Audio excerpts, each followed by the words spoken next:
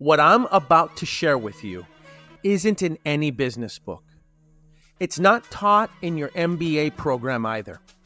I'm going to give you the raw, unfiltered truth about what it really takes to make it when everything, and I mean everything, is falling apart around you. I'm going to give you 10 strategies that will make you an unstoppable force even when you feel like a wet noodle. Be sure to subscribe for more great content and share this video with someone who needs to hear it today. Comment below if the tips we share have helped you, and don't be afraid to share your own personal story so that we can all benefit from it. You want to know the secret to success? Sometimes you've got to be a little crazy, a little delusional, a little Michael Keaton-ish in Batman 1998. Remember when he faced off against Jack Nicholson as the Joker in Kim Basinger's apartment and gave the "you want to get nuts" speech? You're going to need a little bit of that to make it. Because sanity will tell you to quit. Sanity will show you all the reasons why you should give up. Sanity will break you. Let me paint you a picture. It's 3 a.m. You're lying in bed, under the covers, staring at the ceiling. Your mind's racing with all the bills you can't pay. The utilities are about to get cut off. Your car, it's one missed payment away from being repoed. You've already borrowed from everyone who'd give you a dime. Your bank account's looking like a ghost town. And you know what the worst part is? In 3 hours, you've got to get up and do it all over again. That's not motivation. That's not inspiration. That's fucking reality. And reality doesn't care about your feelings. Reality doesn't care about your dreams. Reality just is. Now, here's where the crazy comes in. Here's where you've got to tap into something deeper, something that defies logic. Because at 6 a.m., when that alarm goes off, you've got to be the most delusional person on the planet. You've got to look yourself in that mirror and sell yourself the biggest lie that ever existed. Today is going to be different. Today, things are going to turn around. And you know what? Most people can't do it. Most people crack under that pressure. They let yesterday's failures become today's excuse. They let their current situation define their future potential. That's why 90% of you will never reach your full potential. You're too busy focusing on what is instead of what could be. But you're different.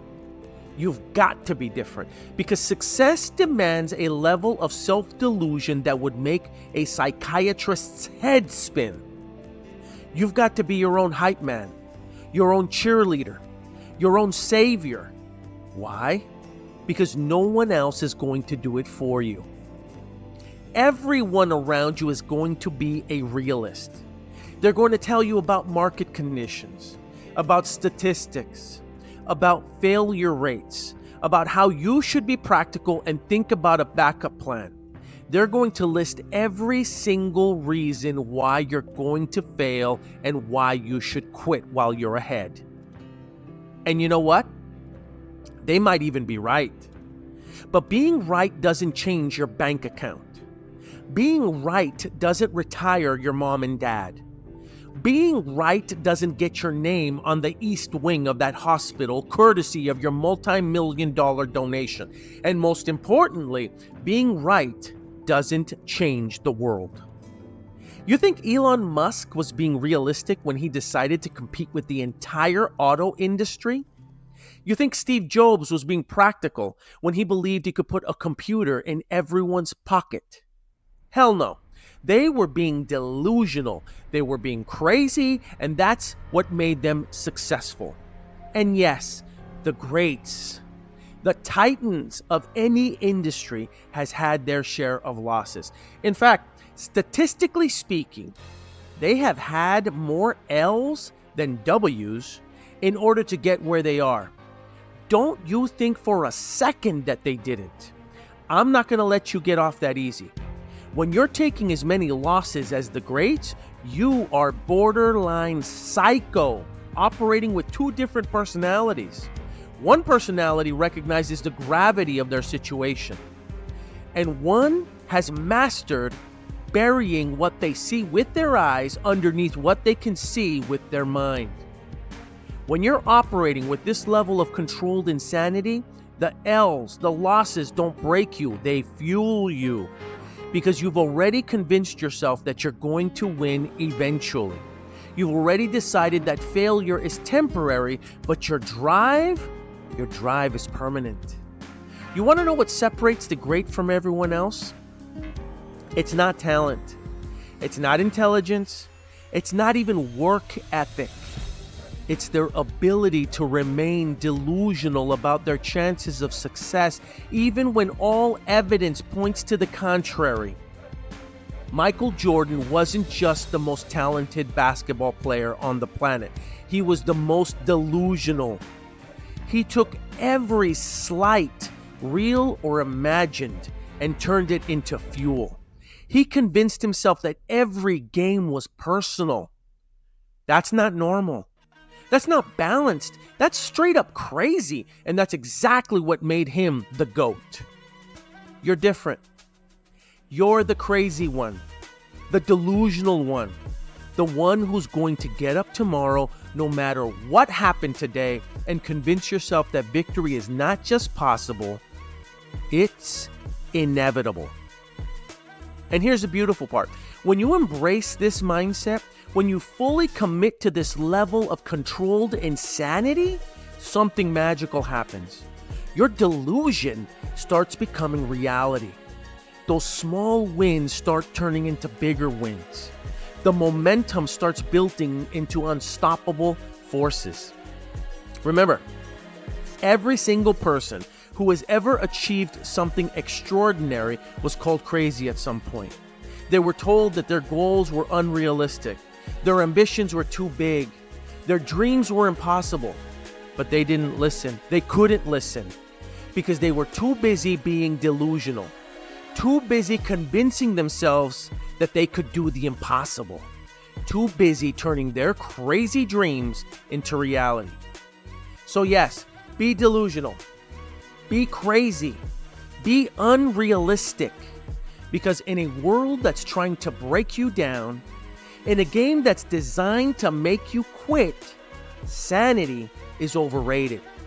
Practicality is the enemy of greatness, and sometimes the only way to make it through the darkness is to convince yourself that you are the light. Tomorrow morning, when that alarm goes off, you have a choice. You can be realistic about your situation, or you can be delusional about your potential. Choose delusion. Choose crazy. Choose to believe in yourself when no one else will. Because here's the truth. The only difference between the crazy ones who made it and the crazy ones who didn't is that the ones who made it never stopped being crazy. They never stopped believing. They never stopped convincing themselves that tomorrow would be better than today. This is where most people misinterpret my message. Delusion without action is just fantasy. You can't just sit there and positive think your way to success. That's not what I'm talking about. I'm talking about the kind of delusion that gets you out of bed when your body's screaming no. The kind of crazy that makes you make one more call after hearing no 50 times. The kind of insanity that keeps you working while others are sleeping. But how? You're asking. How do I get moving when everything feels like it's crushing me? Here are 10 strategies that will help you stay crazy enough to believe that what you see in your head will become reality. Number 1, focus on activity versus inactivity. When everything around you seems to be falling apart, it's easy to get paralyzed. to look at the grand scale of your problems and feel completely overwhelmed. Here's the secret. Don't focus on the big picture. Focus on the little things you can control. It's human nature to want to curl up in a ball or in a fetal position and shut the world out when things go wrong. To wallow in self-pity, to dwell on all the reasons as to why you can't succeed. But let me ask you this. Has that ever actually made anything better? Spoiler alert. The answer is no. Sitting around and letting your problems consume you doesn't solve a damn thing. In fact, it usually just makes everything worse, because the more you allow yourself to be paralyzed by inaction, the stronger that negative mindset becomes. It's a vicious cycle that can quickly spiral out of control. The solution: get moving. Start small. Make your bed. Yes, you heard me right. Make your damn bed. Why? Because it's a win. A small one, but a win nonetheless. And when you're in the trenches, fighting for survival, you need every win you can get. You hit the gym. No, not because you want to. Trust me, when you're stressed about money, the last thing you want to do is exercise. You do it because it's another win. Because it shows you that you still have control over something. No meetings for the day? Put on a tie or a business suit, head over to Starbucks to work. No money for coffee? Hey man, make your own and take it there in a thermos or in a Stanley cup. Make that your mobile office with the intent of making connections. Small actions, small wins, but they stack up. They build momentum. And momentum is everything. Here's what happens. You make your bed, that's one win. You hit the gym, that's two. You send out those emails, that's 3, 4, 5 wins. Suddenly, you're not thinking about the bills anymore. You're not dwelling on yesterday's failures. You're too busy stacking wins. Each one is a win. A small victory that reminds your brain, hey, I can still get stuff done. I'm not helpless. And you know what happens when you start stacking those wins one after the other? Momentum builds, confidence grows, that nagging sense of defeat starts to fade, replaced by the undeniable feeling that you're making progress. Sure, you're not where you want to be yet, but you're no longer standing still. You're moving forward, and that, my friend, is half the battle. The key is to be intentional about it. Don't just do these things randomly. Create a plan, a routine, a system for consistently accomplishing small victories. Maybe it's a morning checklist or a daily to-do list. Whatever works for you, the important thing is that you're being proactive and systematic about creating those wins. Your brain is wired to be more motivated by progress than perfection. It craves that sense of forward momentum, of incremental achievement. By strategically stacking those small wins, you're essentially training your mind to expect success, to anticipate the next victory around the corner. It's like your brain is being rewired to operate on a positive feedback loop instead of the negative one that so often dominates when we're facing big challenges. Now, I know what you're thinking, but Paul, what if I try to do all these little tasks and I still fail? I get it. I've been there. When you're in survival mode, the prospect of another setback can feel absolutely crushing, even the small ones. Hitting every red light when dropping off my kids at school can trigger me into a downward spiral when I'm not in the right frame of mind. But here's the thing. Even if you don't succeed right away, the mere act of trying, of pushing forward, is a win in and of itself. See, the opposite of success isn't failure. It's quitting. And when you start stacking those small wins, regardless of the outcome, you're proving to yourself that you have the grit, the resilience, the determination to keep going. You're building an unshakable belief in your own capabilities, and that's the foundation upon which true greatness is built. Number 2, pray. I'm going to lose some of you right here, and that's okay. Talking about prayer isn't everyone's thing. Some of you may think it's out of place, maybe even a bit much, and if that's how you feel, I'll be straight with you. You're not my target audience. If you're serious about changing your life, about building an unbreakable mindset, you cannot ignore the power of prayer. Prayer is not just about words or rituals. It's a powerful connection to something beyond yourself. It's a lifeline that can ground you when everything around you feels like it's falling apart. And when you make it a habit to stop, even for a few minutes, to connect with God, it changes everything. I can't stress enough how taking time to ask for guidance, to seek counsel from a higher source, strengthens your mindset. It builds a level of resilience you can't get anywhere else. Prayer isn't about bringing a list of complaints or airing out everything that's wrong. I know that's hard to hear because a lot of us start there. We're so used to looking at what's broken, what isn't working, what's missing, and we bring that same type of energy into our prayer life. I, myself, had to break out of that habit. Instead of treating prayer like a complaint session, I had to shift. I began to see it as a conversation, like talking with a loving parent, someone who cares deeply, someone who's got my back no matter what. Think about it like this.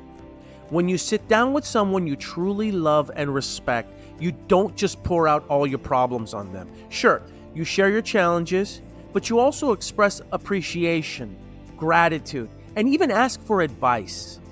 That's what prayer can be. It's telling God, I love you. I appreciate you. And yes, asking for help and guidance without shame. It's okay to ask, be by my side. Help me find my way. And it's more than okay to thank Him for all the times that He's saved you, both the ones you know about and the countless others that you never saw coming. You've already survived your worst days. Take a moment to let that sink in. Think about all the times you were sure you weren't going to make it, and yet here you are. Every single time you felt like the world was too much, you made it through. Prayer is that reminder. It's that lifeline that reminds you of the power, grace, and strength that's always been with you. I know you might think praying is crazy, like you're just talking to yourself. You might even think that prayer is a one-sided conversation, that you're just saying words into thin air. I'm here to tell you, from personal experience, that I have never walked away from a prayer feeling worse than before. Yeah, it might sound strange, but every time I've stopped, taken a deep breath, and connected with God, I left that conversation with more clarity, more peace, and more strength. And that's no accident. You have a direct line to your Creator, to the one who knows you better than you know yourself. Use that line. Prayer doesn't have to be complicated or fancy. You don't need to get on your knees or make a big show of it. Sometimes it's a quick, quiet moment. A thank you for finding a parking spot or a safe drive to work. Small or big, these moments add up. The more you build this habit, the stronger you become. Because when you use prayer when you're feeling weak and when you're feeling strong, it fortifies your mindset. It reminds you that you're not in this alone. In prayer, you're tapping into something that goes beyond human limits. You're connecting with an endless source of strength, courage, and peace. You're reminding yourself that you're backed by a power far greater than any obstacle or setback, and that's the foundation of an unshakable mindset. So whether you're facing your toughest battle or celebrating a small victory, turn to prayer. Make it a part of your daily routine. Let it become second nature to you, something you can lean on no matter what life throws your way. Because here's what I know. If you can keep that connection, if you can stay in touch with that higher power, you can face anything. You'll become unstoppable. The world wants you to believe that prayer is a last resort.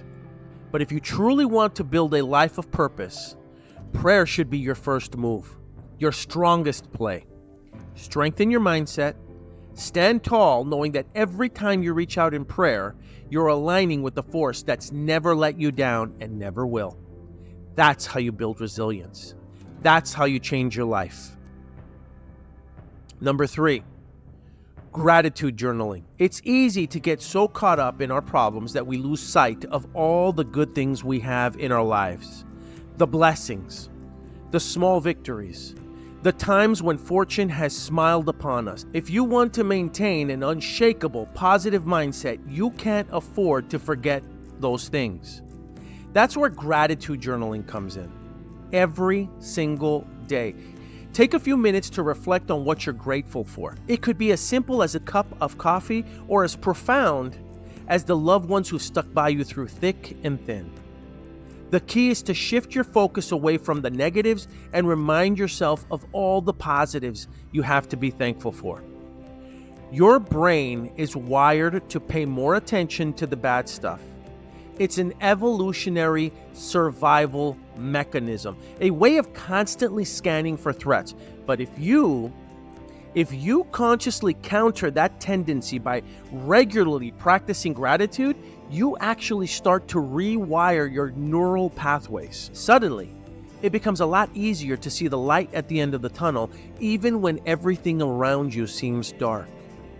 And the beauty of gratitude journaling is that it's such a simple, accessible practice. You don't need any special tools or training, just a pen, a piece of paper, and a willingness to get introspective. In fact, you can even do it digitally, jotting down your grateful thoughts in a note-taking app or a dedicated journaling platform, or even just voice recording your own thoughts.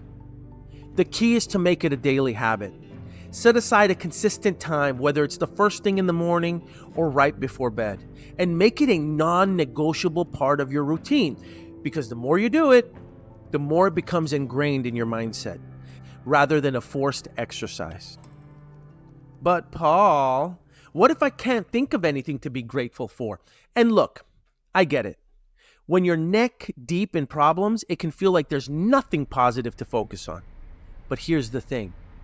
That's exactly when the practice becomes most powerful. Gratitude isn't just about recognizing the obvious blessings in your life. It's about training your mind to find the silver linings, the small glimmers of hope, even in the darkest of circumstances. Maybe it's the fact that you woke up this morning, or that you have a roof over your head, or that you have the strength and determination to keep pushing forward. The specifics don't matter. What matters is that you're actively looking for things to be grateful for, consciously shifting your focus away from the negative and towards the positive. The more that you do that, the more it becomes a natural reflex. The more that you start to see the good, even when it's surrounded by the bad. No food in the fridge? Be thankful you can go to mom or nana's house for a meal. No gas in the car? Be grateful you can walk or ride a bike. Wi-Fi at home disconnected? Be happy you can go to the local library and bum Wi-Fi from them. The more you practice gratitude, the more you start to notice things you're grateful for. It's like your brain is being rewired to seek out the positive, to actively look for silver linings. And that is the kind of delusional mindset that can carry you through even the darkest of times. Number 4, immerse yourself in positivity. Look, I get it. When you're in the midst of a crisis, the last thing you probably feel like doing is listening to motivational speeches or reading self-help books. It can feel like a chore, an unnecessary distraction from the very real problems you're facing. Right now, I can hear your eyes roll the same way Homer Simpson groans when he hears Ned Flanders' voice. See, these external sources of positivity and inspiration aren't just feel-good fluff. They're actually crucial tools for maintaining a healthy, productive mindset. Let's be real. Your own internal voice is probably doing a bang-up job of beating you down and focusing on all the reasons why you can't succeed. So you've got to counteract that negativity with a steady stream of positivity. Pump those motivational podcasts through your earbuds. Watch those TED Talks and make you feel unstoppable. Fill your Kindle with books that remind you of your own greatness, because the more you surround yourself with that kind of empowering content, the harder it becomes for the voices of doubt and despair to take hold. Instead of mindlessly scrolling social media or binge watching Netflix, be deliberate about the content you expose yourself to. Set aside 15 to 30 minutes a day to listen to an uplifting podcast or read a few pages of an inspirational book. Make it a part of your routine, just like your gratitude journaling or your morning exercise. The more positive input you put into your brain, the more positive output you're going to get. It's like you're actively training your mind to focus on the good, to zero in on the possibilities rather than the problems. And that is the kind of mindset shift that can make all the difference when the going gets tough. But what if you can't relate to the positive content? I hear you. There are a few speakers whose voices sound like nails to a chalkboard for me too, even though their messages are powerful. The key is to find the ones that really speak to you, that make you feel seen, understood, and empowered. Maybe it's the no-nonsense, tough love approach of a figure like Eric Thomas or Gary Vaynerchuk. Or perhaps you connect more with spiritual teachings of someone like Eckhart Tolle or Brené Brown. It doesn't matter. What matters is that you discover the voices that resonate most deeply with your own struggles and aspirations. It isn't just motivational speeches, though. Music has a way of stirring emotions and triggering memories. Find the songs that make you feel powerful, the beats that wake up something deep inside you. When you're feeling low, play the songs that make you want to stand tall. It can be an anthem of resilience, a song with lyrics that remind you of your own strength, or even just upbeat songs that make you want to get up and move. Every time you play these, you're telling yourself, I'm still in the game. The internet. The internet can be your best tool for growth or your biggest obstacle. It all depends on what you let into your mind. If you are constantly searching for bad stories or news of failures, algorithms will keep delivering more of that negativity. The cycle becomes a trap. Negative content fuels negative thoughts, leading to inaction. But here's the flip side. If you search for stories on success, resilience, industry wins, the algorithm will respond with more of that too. So take control of your feed. Look up topics like overcoming challenges or success in tough times. Shift your focus and you'll start seeing content that strengthens your belief in what's possible. There are even news sites dedicated to positive stories like Good News Network or Positive News. Regularly reading about people succeeding against the odds reminds you that the world is filled with possibility. Just like a workout strengthens your body, choosing positive content strengthens your mindset. Books and blogs are also powerful tools you can fully control. Dive into authors like Napoleon Hill or Carol Dweck. These books will challenge any limitations in your thinking and will build a resilient mindset. Make it a habit to start each day with a few paragraphs from writers who inspire you. Train your mind to spot opportunities, not obstacles. Your thoughts shape your actions. So fill your mind with content that reinforces ambition, resilience, and belief in yourself. What you read becomes a part of who you are, so choose it wisely and stay on a path of growth. Number 5, lose yourself in service. When you're going through tough times, there's a tendency to focus inward. The struggles, the pain, the frustration, all of it can become a mental echo chamber. Breaking out of that mindset requires you to shift your focus outward. Be of service to others. When you're helping someone else, you're reminded that everyone else has battles and you get a fresh perspective on your own. There are countless organizations looking for people willing to give their time. Homeless shelters, animal rescues, food banks. Choose a cause that speaks to you and show up to help.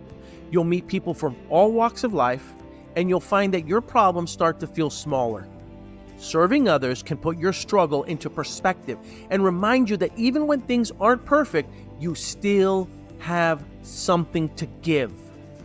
There's always someone out there who can benefit from your guidance, even if you don't realize it.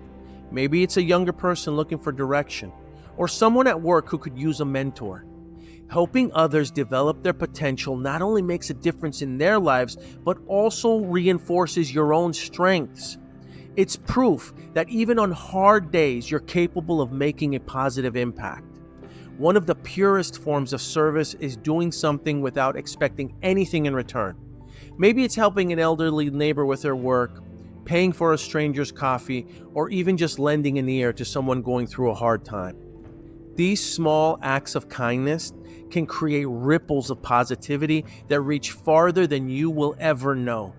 And while it's true that what goes around comes around, the real benefit is the light that it brings into your own life. Number 6, visualize your goals using AI and other tools. This is where it might get uncomfortable because, yes, you're going to need to suspend disbelief. You're going to need to act like you're already living the life you want. It's not about pretending. It's about training your mind to accept your goals as a future reality. Visualization works. And with today's technology, you can take it further than ever before. Use AI tools or Photoshop to create images that show you achieving your goals. Place images of yourself in that vacation destination you dream of, next to the car you want, or in the home you envision. Seeing these images daily makes your goals feel more tangible. Your mind begins to associate these images with reality, and you'll find yourself naturally moving toward them. You want to get nuts? Create a bank statement with your dream balance on it. Yeah, I know it sounds extreme and even crazy, but for those truly committed to rewiring their mindset, seeing your name on a bank statement with your dream balance on it can be a powerful motivator. You're essentially telling your mind, this is where we're headed. Visualizing that kind of financial stability brings a sense of calm and confidence, helping you stay motivated and disciplined in your financial goals. Don't just create these visuals and forget about them. Make it a habit to look at them every day. Put them somewhere where you will see them often, your bathroom mirror, your phone background, or your workspace.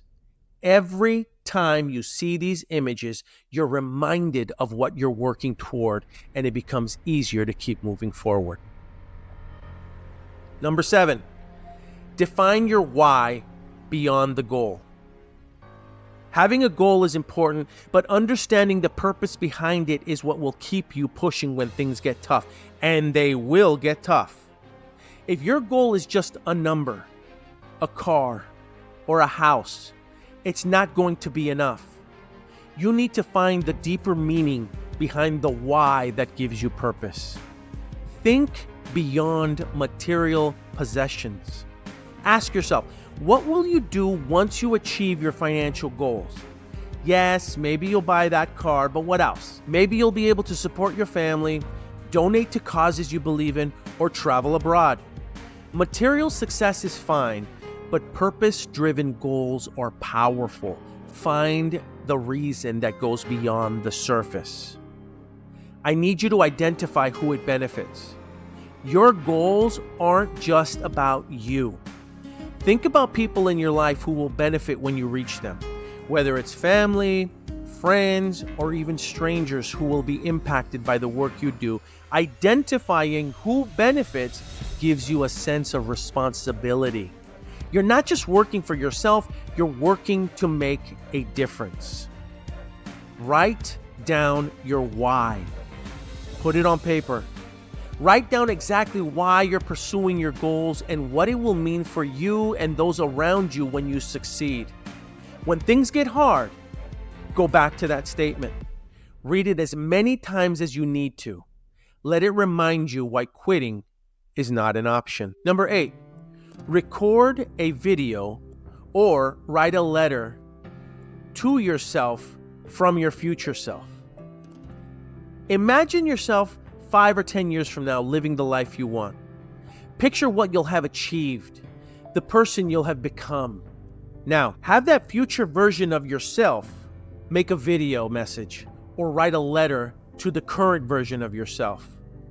It might sound strange, but it's one of the most powerful ways to stay committed to your journal.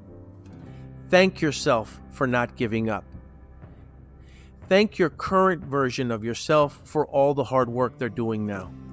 Thank them for staying strong, for pushing through the challenges, for not giving into the doubts. This letter becomes a promise, a commitment to keep moving forward because you owe it to that future self. Describe the life you're living. Go into detail. Describe where you live, what you do, who's around you, and how it feels to have reached your goals. Make it as real as possible. This vision becomes a lighthouse guiding you through the storm. When you're struggling, read that letter. Watch that video. It'll remind you of where you're going and why it's worth it. Revisit this message often. This isn't a one and done exercise. Make it a habit to revisit your letter or your video message whenever you need a boost. Every time you go back to it, you feel that renewed sense of commitment. It's like hearing from your future self cheering you on from the finish line. Snoop Dogg gave a speech that went somewhat viral when he accepted his Hollywood star on the Walk of Fame, where he was thanking himself. I want you to do the exact same thing. Number 9, take action as if you're already living your goals. Here's where you get proactive. Don't wait to achieve your goals before you start experiencing them. Find ways to bring elements of your dream life into the present. It's a way of aligning your mindset with your future reality, making it more attainable. I want you to go test drive the car you want. I want you to go tour the house you want. Visit the neighborhood where you want to live and ask a realtor to show you homes. It's not about pretending to be something you're not. It's about putting yourself in the environment where you feel inspired. You'll walk away with a deeper connection to your goals and a stronger drive to make them happen. Dress for the life you want. Invest in a few pieces of clothing that make you feel like the successful person you're becoming. It could be a suit, a watch, jewelry, or even just an outfit that makes you feel like you're already where you want to be. When you dress the part, you start carrying yourself differently and people notice. You're stepping into your future self now, which only fuels your journey. You want to hit the trifecta? I want you to wear that outfit, and I want you to go test drive that car, and I want you to go preview that house all in the same day. I also want you to engage with people who are already there. Find ways to interact with people who are living the life you're working towards. Go to events, reach out on social media, learn from them. Being around successful people will push you to rise to their level. You're not just visualizing anymore, you're experiencing a slice of that reality. Which leads us to number 10. Find a mentor. Find someone who's been through the fire, who's played in the deep end, who's been exactly where you want to go and succeeded. Why? Because when you see it in someone else, it makes it real. It makes that vision that you've been clinging to concrete, something you can reach out and touch. Now, there's 2 types of mentors you're going to meet on this journey. The first type is going to charge you for their time. They're coaches, consultants, people who are in the business of guiding others to success. And if you're ready to invest in yourself, this is one way to get the mentorship you need. It's not about the money, it's about the commitment. If you're willing to pay, it means you're serious. And believe me, the right mentor is worth every dollar. Then there's the other type of mentor, the one who will teach you, guide you, share their insights, not for cash, but because they see your hunger, your drive. They recognize a younger version of themselves in you, and they're willing to help, but only if you bring value. They don't need you. They're successful already. But you can get their attention by showing up and offering something they actually want. Your energy, your willingness, your time. Imagine this. You reach out to someone who's in a position you admire. You don't ask them to be your mentor outright. That's not how you stand out. Instead, you offer to help. You volunteer, saying, I don't need anything from you except the opportunity to learn. Let me be useful. I'll work for free. I'll grind. I'll learn. And I'll show you how serious I am. That's how you get a mentor. By showing up. By proving that you're willing to do the work without needing the spotlight. Here's what happens when you find that mentor. It's like throwing gasoline on that spark of belief you already have. Because suddenly, it's not just a dream in your head. You're seeing success. You're watching the process. You're witnessing exactly what's possible. When you surround yourself with someone who's already done what you want to do, you start thinking differently. You start acting differently. You start believing at a whole new level. And that's the power of being a little delusional. You've convinced yourself that greatness is yours. You start waking up each day with that fresh vision in your mind, and every single thing you do is fueled by this relentless pursuit of what you know can be yours. But remember, a mentor won't do the work for you. They're not there to hold your hand or tell you it's going to be easy. In fact, if you find a good one, they'll push you harder than you've ever pushed yourself before. They'll hold you to a higher standard, push you out of your comfort zone, and they'll make you confront every excuse and every weakness you have. This journey isn't for the faint-hearted, but if you're ready to go all in, a mentor can be that edge you're looking for. So get up, get moving, stack those wins, and most importantly, stay crazy. Because in the end, it's not about who's the most talented or who's the most prepared or who's the most practical. It's about who can stay delusional long enough to turn their dreams into reality. That's your mission. That's your challenge. That's your opportunity. Now go out there and show the world what crazy can do. My name is Paul Argueta.